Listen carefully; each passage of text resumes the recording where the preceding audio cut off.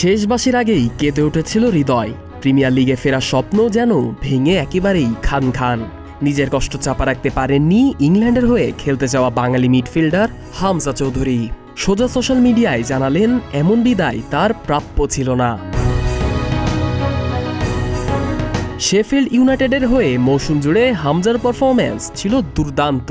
তবু শেষ ধাপে এসে আর হলো না প্রিমিয়ার লিগে ফেরা। ২৪ মে ওয়েমলির প্লে অফ ফাইনালে ৭৫ মিনিট পর্যন্ত এগিয়ে থেকেও ২-১ গোলে হেরে গেল শেফিল্ড ইউনাইটেড। আর তাতেই হামজাদের স্বপ্নের দরজা বন্ধ করে দিল সান্ডারল্যান্ড। এই হারে ইংলিশ চ্যাম্পিয়নশিপেই রয়ে গেল শেফিল্ড, আর সান্ডারল্যান্ড উঠে গেল ৮ মৌসুমের পর প্রিমিয়ার লিগে। ম্যাচের পরদিন মঙ্গলবার সামাজিক মাধ্যমে হতাশায় ডুবে থাকা হামজা লেখেন, এভাবে মৌসুমের সমাপ্তি অত্যন্ত বেদনাদায়ক। আমরা আরও অনেক কিছু ডিজার্ভ করতাম, হয়তো ভাগ্যে তা লেখাই ছিল না। তবে হতাশার মাঝেও কৃতজ্ঞতা প্রকাশে ভোলেননি এই ব্রিটিশ বাঙালি ফুটবলার।